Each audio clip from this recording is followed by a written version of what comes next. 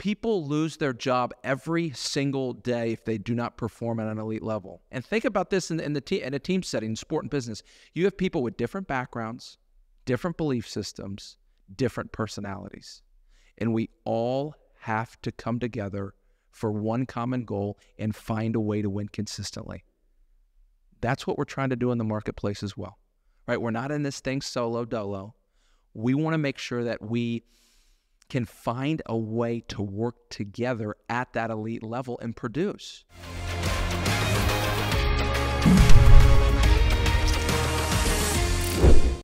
Johnny Quinn, welcome to the show. For those of you that don't know Johnny, Johnny is an Olympic bobsledder. He was a professional football player, family man. He's married to Amanda and has 2 kids.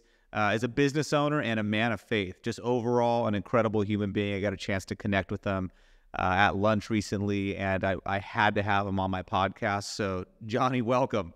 Kyler, thanks, man. Yeah, I enjoyed our first meeting, and I was telling Jessica, one of your team members, that after the meeting that I had with you, I was like, man, we are cut from the same stone. I thought we saw eye to eye on a lot of good things. Yeah, it was a great meeting. I wish we would have had more time, but now is our more time. There you go. Yeah, on the podcast. So there's so much we can talk about. So you're a performance coach. You do a lot of speaking around the country. You're an author. Let's talk a little bit about your bobsledding career. That's and by the way, so I went out to Canada on a mastermind event that I was a part of, and we actually went bobsledding. Nice. What'd you think? It was incredible. I mean, the amount of G-force, it was intense, and one of the coolest things I've done. So, and it's pretty wild on how people can actually control that thing. So, what would you say? Tell us a little bit about your bobsledding kind of career, or some of the nuggets and things that you got from that, because that's so unique. Right. Well, nobody grows up thinking they're going to be a bobsledder unless you watch Cool Runnings over and over again. There's not really a path to becoming a bobsledder. There's no NCAA level bobsledding. You don't go to college and get a scholarship to be a bobsledder. And so it was interesting because this opportunity of bobsledding kind of came up out of the blue. Coming from a sports background, I'm thinking football, NFL, and I had a unique career there. But when it showed up on my doorstep, instead of turning it down because it was unknown to me, or I knew there would be a lot of moments of being uncomfortable, I saw an opportunity. And when I got to the Olympic Training Center, one of the things I did early on is, Skylar, I seeked out all the Olympic medalists because I wanted to know, what time of the day are they training? When we eat in the cafeteria, what are they adding to their plate? What are they passing? Because the reality is, at the Olympic Training Center, everybody's good. Right? You don't get an invite to the Olympic Training Center if you don't have some type of capability as an athlete that they see you on the national team and then one day make the Olympic team. And so while I realized everybody at the training center is good, I wanted to search out the best. And the Olympic medalists are the best because they've got a proven track record. They have an Olympic medal. And so early on in my, bobsled journey, so to speak, stepping into this winter sport, growing up in Texas, not knowing what to do, I sped up the learning curve, so to speak, by watching the men and women who already have Olympic medals, watching what they do in the Olympic Training Center. And then I just mimicked that. Right, I would follow their, the time of the day that they would lift and understand that, how they would pair some of their movements together, what they were eating, what they weren't eating in the training center. And so that was a huge life lesson for me, because what it did is it unlocked something in my brain that I can tackle a new challenge with wisdom and guidance. Right, so who am I observing? Am I watching the right things? And then can I implement that? And so that was a big learning step for me as a bobsledder, and sped up my bobsledding journey to start having success on the ice. How does that correlate to people that are not professional athletes? Yeah, so in whatever season of life we are in, we all have to provide at some level. And let's just take the marketplace for an example. When you step into the office, again, whether you're in a hybrid, remote, or in-person environment, we are always observing and we are always learning. And so one of the rhetorical questions I'd love for our listeners to consider, and I ask myself this all the time, what am I watching? What am I reading? Who am I listening to? Am I observing the right people? So let me give you a practical example, Skylar. I had success in sports. Great. I want to have success in business. But Skylar, I'm married and I have 2 young children. And so one of my favorite quotes is, success at work without success at home isn't really success at all. And so in the marketplace, I actively seek out men and women who have fantastic business careers or business resumes, but also have a healthy marriage. Because I don't want one or the other. I want to observe and do both. And so those are the people I listen to. And so I learned this concept in sport, but I transferred the same fundamentals to the marketplace. I want to have success at work, but I want to have success at home. And so I actively look for the men and women that are doing that. And so I would encourage our listeners, if they're not doing that, to find those people, right? And make that part of your tribe and observe and listen and read and hone in. Does that make sense? Yeah. No, I love it. I love it. That's something that I did early on. Any new endeavor that I go after, I'm always searching out the people that are already in it and doing my best to connect with them, either as mentors or as paid mentors or as like when I first launched our restoration company, I went and joined some of the industry classes, and I figured out who knew what they were doing, and then became friends with all of them. And it collapsed the time frames that it normally would have taken me to build a successful company, and I did it in a much shorter time frame. And so, that resonates. It resonates big time. And I think living in the digital age that we live in today and the access to information, Skylar, we are so overwhelmed with information. And so we truly need these filters in place to say, okay, this is healthy, this is accurate. Am I surrounding myself with the right people so I can, condense the time frame? Because I would say that is more available in history than today, what we have access to, that gets me excited, right? As a business owner, as an entrepreneur, that I've got access to incredible resources at my fingertips. I just have to build filters in place that, is this the right content to consume? So you're saying Yellowstone might not get me to where I want to go. It's so good, isn't it? I know. Everybody loves Rip. Yeah, I hear you. We started watching it we were in Japan for a month, and then there was some points where we were just a little bored at night. Right. There wasn't a lot to do, and we had our kids with us. There wasn't much to do, so we started watching Yellowstone. We got through a couple seasons while we were out there. It's so good. It's a fantastic show. We don't watch a lot of TV, but that's an incredible episode. It is. A lot of killing, a lot of I was telling Jessica, it was funny. We were in middle of season 2, and she's like, I said, hey babe, so do you realize like every single episode there's someone dying or this like horrific murder that happens? And she's like, I don't think so. I'm like, I'm pretty sure pretty much every episode, like someone's getting murdered. Right. As we were continuing through, every one of them.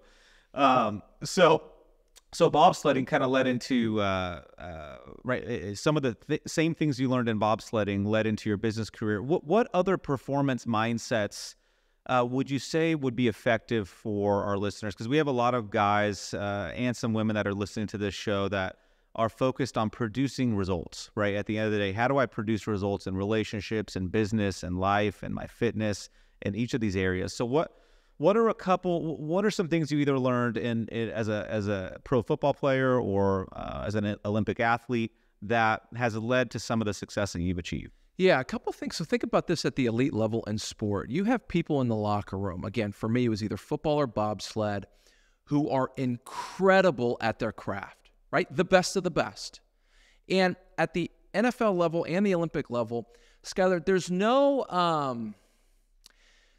like onboarding program or retention builder. Skylar, if you do not produce, you get cut. You lose your job. It's game over. And so the stakes are extremely high because the pay is extremely well. Now, not so much on the Olympic side, but in the and so being in that setting where people lose their job every single day if they do not perform at an elite level. And think about this in a team setting, sport and business.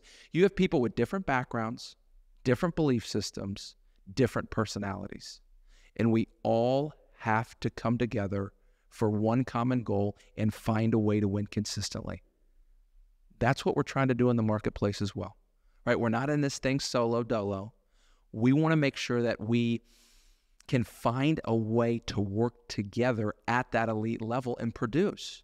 And so being in that setting and scenario in sport, when I got into the marketplace, what I realized is that the bar is set extremely low compared to the Olympic Games and what happens in professional football. From a customer service standpoint, from a delivery standpoint of service and products, doesn't matter. I saw the bar as extremely low. And I don't know if maybe it's because it wasn't as cutthroat as it is in the NFL and the Olympics, maybe.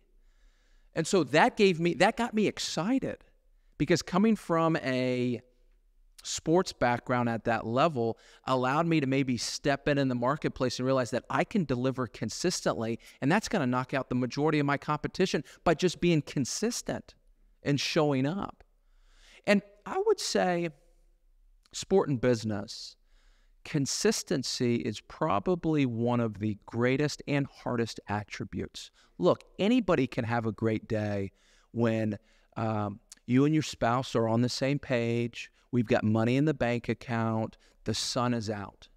Anybody can have a great day. I want to know, can you have a great day on 2 hours of sleep because you have some sick kids? The economy is tough and your business is tanking for maybe some reasons that are outside of your control. Can we still get up and be consistent? And that's what really separates the pretenders from the contenders. You learn that in sport, and I learned that at the elite level. And so I see that in the marketplace. And as a competitor, that gets me excited, right? It gets me fired up, and it helps me understand that my effort, what I bring to the table every day, matters. And so I like those stakes. I have a teaching on the drift and when we tend to drift and how that plays out in people's lives, right? And so I compare it to if you're driving a vehicle, you hit some water and you start to slide out and you go into a drift, right? So a lot of people in their lives, they'll have something that triggers them, right? Something that triggers them. It could be their wife saying, "Hey, I thought you said you were going to change, you're not changing," or "Hey, you're not doing enough at home," or "Hey, I never see you," or it could be a business lawsuit, anything, right? That triggers us. And from that trigger, we have a meaning that we place to that trigger, then we experience an emotion. And so that emotion will either serve us or not serve us. And if it doesn't serve us, it'll push us into a drift. And the drift is when we're no longer doing the things that we know we should be doing. So when we stop doing those things. So let's say we're killing it, we're having a quote unquote great day, right? We get a call from an attorney that threatens the livelihood of our business. Cool. Now what? Do we stop working out? So what if we decide to stop doing the things we know we should be doing? That is an official drift that we're moving into, or a funk is what people call it. And so we get into these funks. And what separates, and what I teach is what separates the high performers from the average performers is the people that can pull out of those funks faster, right? And so my drifts used to be months. Right, I'd stop working out when I was younger for months at a time, or I'd wake up late for months, right? And then I started to shorten that gap in that time frame, and to where it got to a month, and then a week, and then a day, and I was able to pull myself out of a potential drift within a day period. So while everybody else is drifting, I'm out there performing at a high level, and so my ups and downs become less frequent.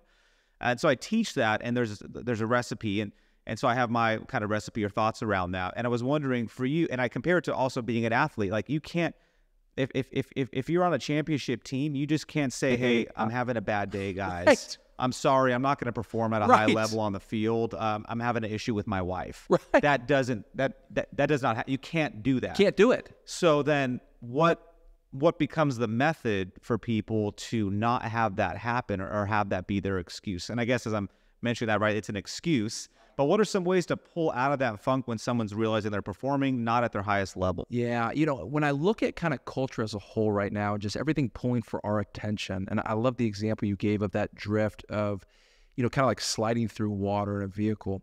Think about this. We have access to so many things. We have options. I mean, if you go into a grocery store, you can buy still water, bubbly water, sparkling water. Skylar, there's organic water. What in the world is organic water, right? I mean, there's so many options. And so I think one of the areas to maybe condense the drift, or that I would see, is we need to simplify some things. I think we've got too much going on. And so one of the areas I teach on, and when I speak in October, Skylar, I'm going to talk about the ability of, can we eliminate something?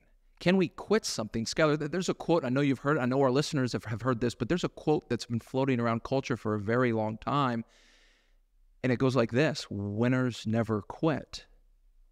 Vince Lombardi said that in like Super Bowl II. Great quote. The problem is this quote has been taken out of context. It's on coffee mugs, it's on bumper stickers, it's on hashtags. The reality is winners quit things all the time. They quit things that don't work.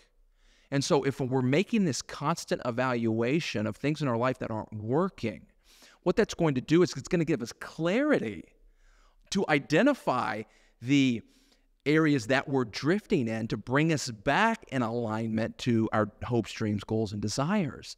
And so, it's kind of funny when I speak on this, but as an Olympian, I tell people, let's quit something today.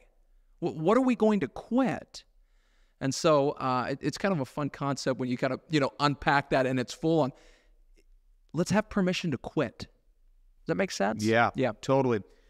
I think people can get overwhelmed, and that overwhelm can push them into a funk also. Yes. Right? The amount of things that they're doing. And so I've never really correlated to quitting.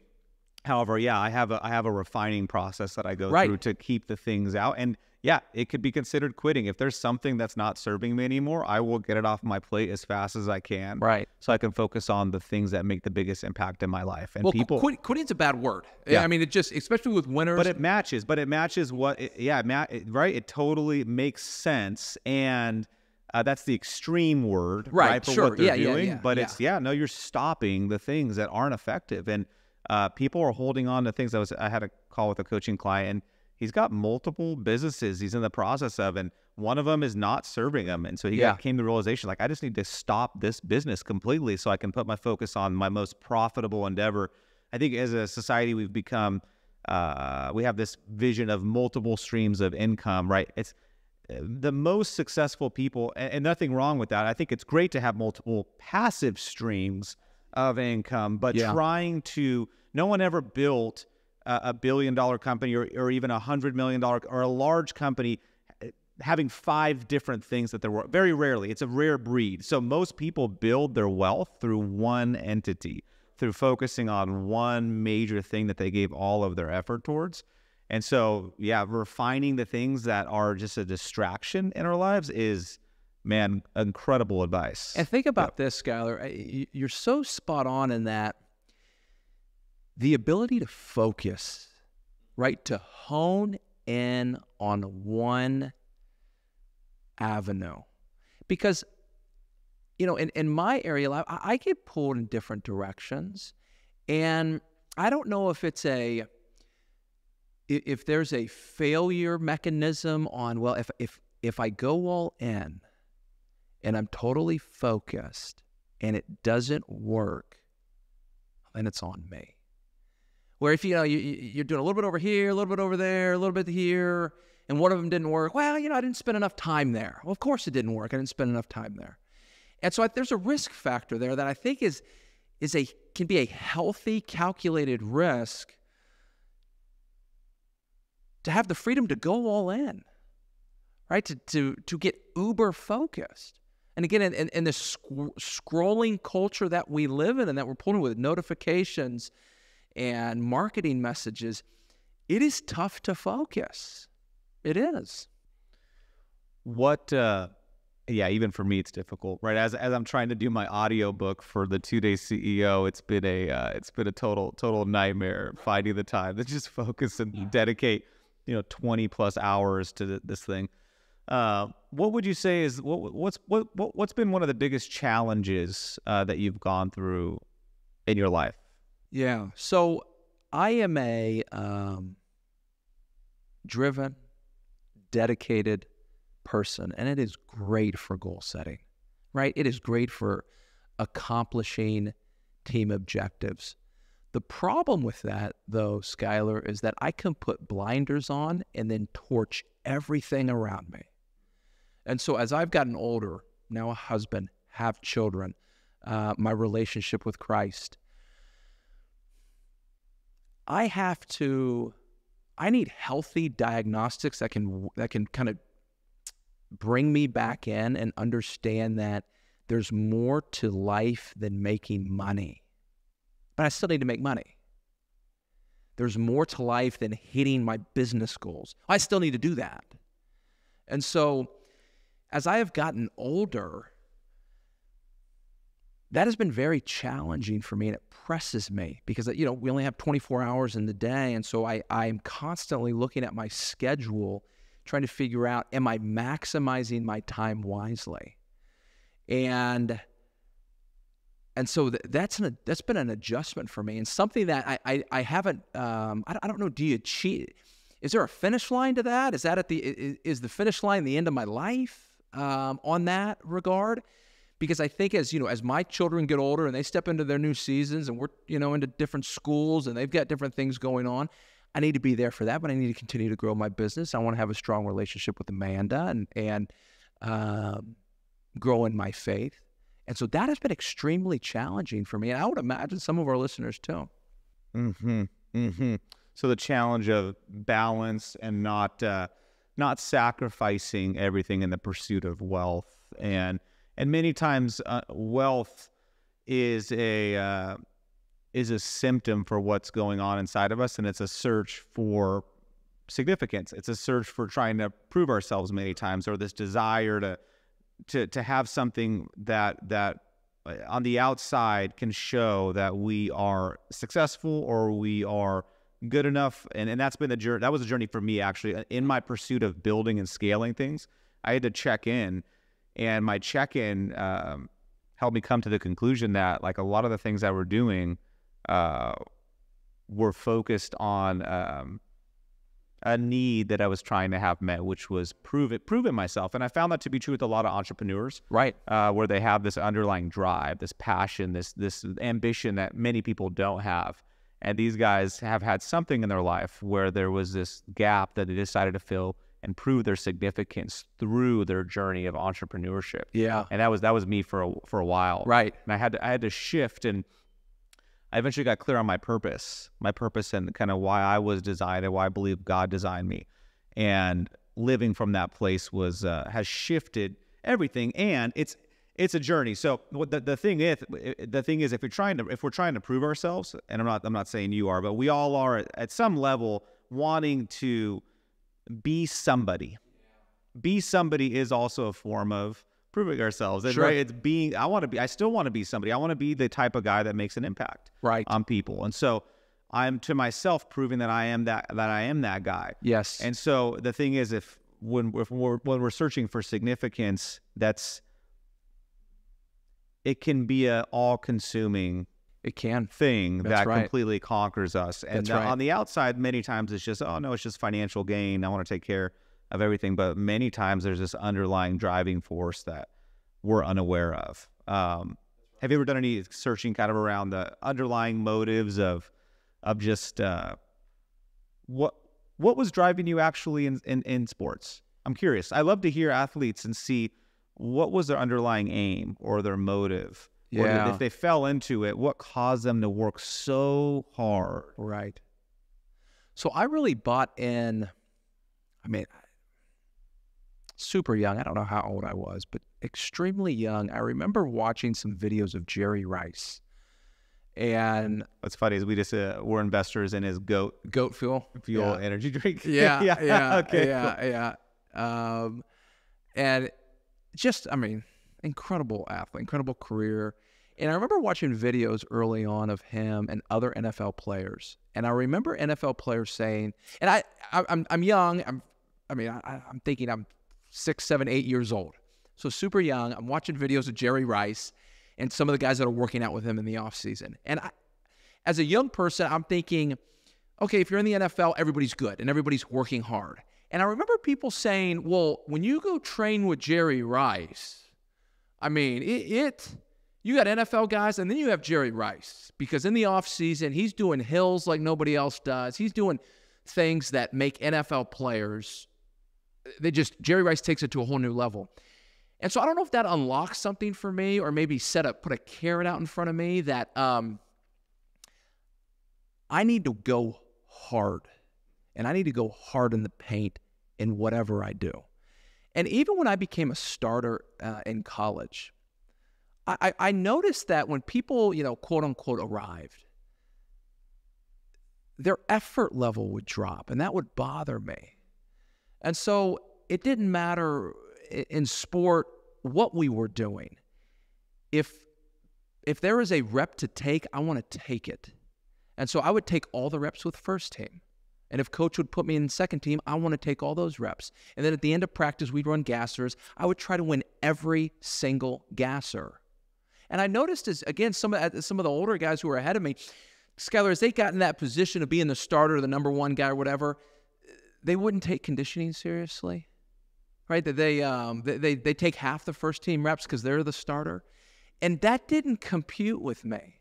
I didn't agree with that, and so I would just take every rep and I would go full speed. And what I started to realize, Skylar, is that type of training would take me to another level that other people weren't at, and so it unlocked opportunity. And so when I entered the NFL at 22 years old, as an undersized wide receiver, it was a dream come true. But at age 26, I'd been cut 3 times, I lost $2.6 million, and I blew out my knee. And so you want to talk about life hitting you in the face and knocking you down. But I needed that, because I realized at that point, Skylar, my identity was tied to my career as a football player. And as long as I was catching footballs and that direct deposit was going in every Tuesday, things were good. But when that got taken away, I realized it was like building my house on sand, where Jesus talks about Matthew 7, Sermon on the Mount, building on sand, the world's values, or the rock. I had my identity tied to Johnny Quinn, the football player, because I was a hard worker. I was going to show you how to do it the right way, right? And all these are admirable attributes, right? You would never be condemned in culture for trying to do things the right way, and we should. But football became an idol for me. And had I have made that money early on in my career and played out my contracts, while I wouldn't have, I don't think I would have burned through it. I've got a decent amount of street smarts. But what would have happened is I would have continued to pack that hill of sand on, hey, look what I've accomplished. Hey, look what I did. And I would have taken all the credit, and it would have just destroyed my heart. And so looking back now, right, I turned 40 this year. That was age 22 through 26. So it's been 14, 15, 16 years. As I look back on that season of life, man, that was God rescuing me, right? And check this. And then I transitioned to a new sport that I had no background on, can't take any credit for, right? Bobsledder from Texas, you got to be kidding me. Yeah. But at age 30, when in the world of pro sports, they start to call 30, hey, you're getting up there in age. To become a United States Olympian, to wear the red, white, and blue, to represent our country on the world's greatest stage athletically. Skylar, I remember walking in opening ceremonies and just being overstruck with emotion on how God redeemed my career, right? It was unbelievable, man. Unbelievable. And it still chokes me up today because, I can't take credit for that like I tried to on the football sense. But it reminds me now in business that when I'm in those valleys, when maybe the revenue's not coming in, or the product launch didn't go the way I thought it was going to go, or whatever, that my identity isn't tied to Johnny Quinn, the entrepreneur or the business owner, right? That's the same trap the enemy tried to get and had me on the football stuff, is understanding that the gifts that God has given me are designed to glorify him. And so there's been a heart change there, right? Look, I'm still disciplined. I'm still determined. I'm still, got a lot of those attributes I had football in the Olympics. But I'm in a healthier spot, right? And that's a heart change. That makes sense? Yeah, 100%. It comes back to the verse I regularly quote, which is James 1, 2, 3, and 4, which is, consider it pure joy, my brothers, whenever you face trials of many kinds. And it goes into how the power of testing your faith, and yes, it creates maturity. And so those valleys are necessary. Our 3-day event's called the refinery, right? So it's a refining process to help people, help them move past the impurities in their lives, or the mindsets and ways of thinking that don't serve them anymore. So it's necessary to go through the struggle, through the pain, through the difficulties. I was praying, or I was having a conversation a couple days ago on that specific topic, just understanding that my next major trial, like the next painful thing I go through, there's going to be some purpose in it. Not expecting it, hoping it doesn't happen, but then also welcoming it because... And actually, I had some gnarly dreams last night too, just some pretty trippy ones. I think my mind's a little bit in this space of ready for a reinvention, potentially. And so I'm kind of just been processing through that, and some fears that I had just with my kids kind of came in last night in my dreams. And so there's an understanding that there's going to be some painful times ahead, and that I want to embrace those, and also a gratitude that, like, luckily nothing bad has happened. I have a 10-year-old. No, I guess that's my greatest fear, right? Is that something happens to one of my kids. Yeah. Like that's my number one fear, I would say, is that something devastating happens. Right.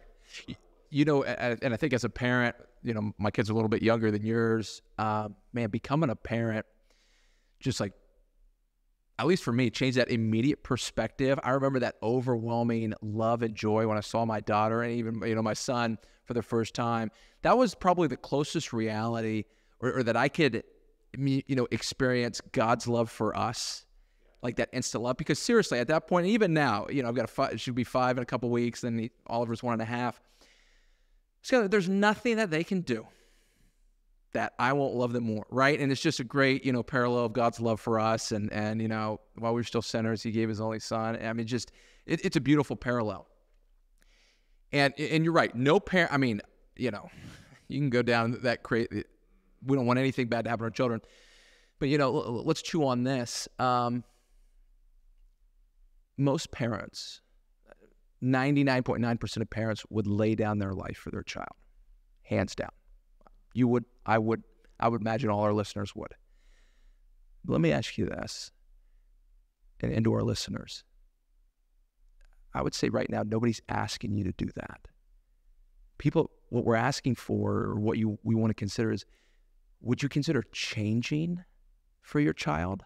Look, I know you'd lay your life down for your kid. So would I. Most parents would. Would you consider getting out of the funk that you might be in right now, or under deception that you might be in right now, or under an addiction that you might be in right now?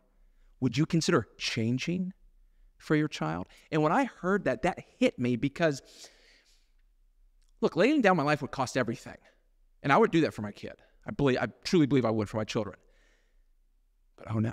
But to change for them, something that might be holding them back because of an anger outburst that I'm dealing with or whatever, There's a lot of legs to that. To unpack that is the ability to change for your child. I don't know. Something to marinate on. No, it's powerful. We have one of our military instructors that talks about that. He mentions, he says, yeah, we all say we would die for our kids. Right. But are we willing to stop taking the alcohol or the drugs or to shift or to change? And many men don't make that correlation. So if you are really willing to die for your kids, then you will be willing to change to help them have a better life. Agreed. You know what I mean? So I love that. I love that you brought that up. So powerful. It is. So necessary to have that. Because I'd say that's the biggest blockage to greatness is men stuck in averageness. Right. Right. So it's this average behavior that's cancerous. It's this desire to do nothing, to not make it, to not be the best father for their kids or the best husband for their wife. Yeah. Like that average nature or that laziness or that lack is cancerous and causes it's the biggest hurdle to greatness, because so many people get comfortable with living an okay life. Right. And so like you talked about being a champion, like those people are already above an okay life. So you have to take a whole nother level above. But there's guys that just don't have that fire, that are stuck in average. Right. And again, well, I was going to say nothing wrong with that. However, there's major things wrong with that. It's hurting our society. It's hurting our culture. Men that won't take a stand. Exactly. Right. Men that won't shift their habits and behaviors and their mindset so that their family can have a better life. And their employees can have a better life. So yeah, it's actually doing more damage than they realize. It is. When I was not making the shifts, I was hurting my wife. Right. When I couldn't stop some of the addictions that I had, and it was just every now and then it was okay, that was affecting negatively my family. Right. And so like that thought, hey, it's okay, is very damaging. Well, think about this. And when you live that way, or the idea of this averageness, what you're doing is you're essentially passing the problems on to the next generation, your children, who you care about, who you say that you would lay your life down for. We're just kicking the can down for them to deal with. Right? You start this trajectory of just laziness or averageness or whatever. And the key here, though, Skylar, I think for everybody to understand is that we're not, no one's looking for perfection here, or, you don't have to go hard in the paint all the time, but it's this understanding of, and I think just kind of a good barometer would be, does your effort level actually match the dreams that you hope for? Look, we all have dreams for our family, for our career, for our community. I just want to know, does your effort level actually match what you hope for? What a healthy diagnostic. And that's truly what ultra performers do. They are not perfect. We're not looking for perfection, but they are consistent. They are very consistent, Skylar, on bringing every day this effort level that is uber consistent to the mission statement, that is uber consistent to the dreams that they have for their family. And look, we get knocked down. We're in different seasons of life. Things get taken away. There's gain in different seasons. But I've noticed, and I've seen it in sport, and I see it in business, is that the men and women who are the ultra performers, their effort, they bring an effort level to the table. And so that should get you fired up, because we're in control of our effort level. It doesn't matter what you drive, what you don't drive, where you live, where you don't live. Did you go to school and get a degree? Did you not? Doesn't matter. Where's your effort level? So just a great diagnostic to think through. I love that. Yeah, your journey that you mentioned, right, of being willing to work harder and being willing to do the exercises and push your limits. Just so inspiring for me personally, right? Because there's areas of my life there's areas I'm killing it and putting the effort in, right? And then there's areas that I've gotten comfortable. I've gotten comfortable, and I still have a vision for those areas, right? And a dream, but my effort is not always matching those. And so I think that's a powerful, like you said, diagnostic of where are you at? Not measuring up to say, hey, where am I at compared to other people, but where am I at compared to what I want? So, because comparison to other people can be cancerous. unless you're using it as inspiration, right? When I hear you going all out, right, in sports, I mean, man, that's inspiring for me to take it up a notch, right? And so, what would be one thing that you would share with our listeners? Because there's a lot of guys giving effort in their business, some that are not giving appropriate effort, but many that are. However, some are missing the mark when it comes to their family and being a father. What would you say, to kind of close us out, what would you say is an area or a way they could put some additional effort? What are some things you've done where you look at it personally, like personal story around this, where you've decided to give more effort and be more intentional as a father or as a husband? Yeah. So when I look at an opportunity within my businesses, one of the first things that I have to consider, and I get excited when I see the ability to earn revenue or achieve growth. I mean, it gets me fired up just like sports do.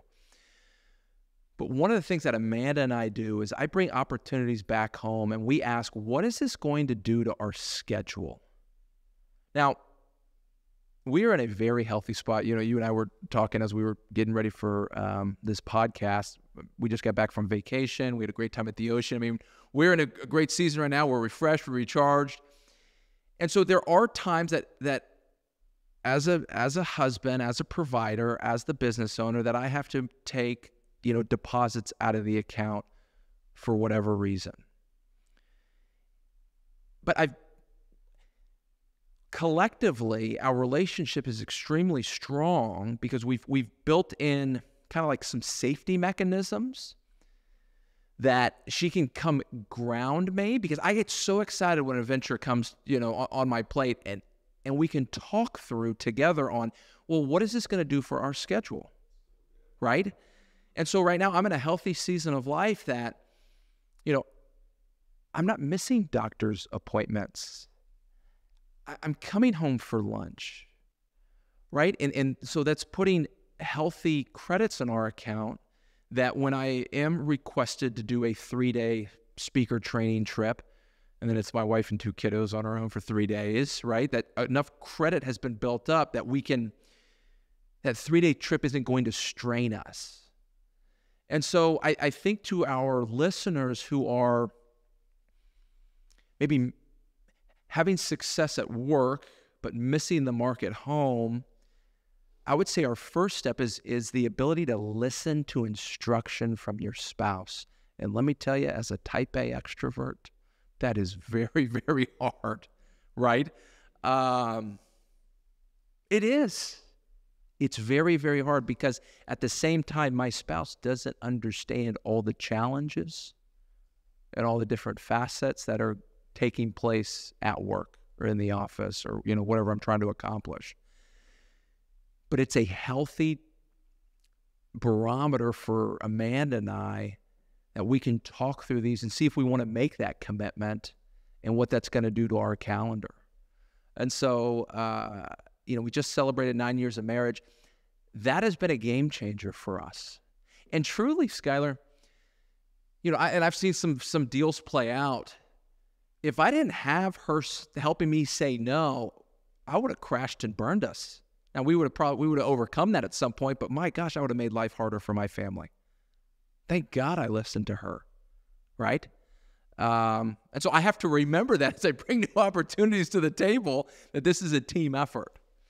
And that's something that I truly struggle with because, my personality, my whatever you want to call it, the way God's wired me. So he's, Amanda grounds me. Does that make sense? Yeah. Yeah. No, perfectly. Well said. Well said. Well, Johnny, appreciate you, brother, for coming out here. It's great that we're so close. Yeah, pretty awesome. How can people reach you or what? And so for those of you that are listening, Johnny is an author. He speaks around the country. Where can they find you and what's the best way to get some of your resources? Yeah, so everything's online at my website, johnnyquinnusa.com. And Skylar, I've got some great speaker demo videos, anywhere from 1 minute to 3 minute that unpack some concepts that just might be a shot at, caffeine that somebody needs, and so they can go download that, or maybe I'd be a good fit for one of their events. And so JohnnyQuinnUSA.com. And then all my social media handles, very consistent, Johnny Quinn USA on all of them. And always, posting, my content's very consistent, and I would love to connect with any listeners online. Yeah, we're looking forward to having you at our event. Can't wait. October's going to be great. In a couple months, and then we got to get you out to a refinery event someday, brother. Yes. It sounds fantastic. We'll work that out. Yeah. Awesome. Well, thanks for coming out again. Thanks, Skyler.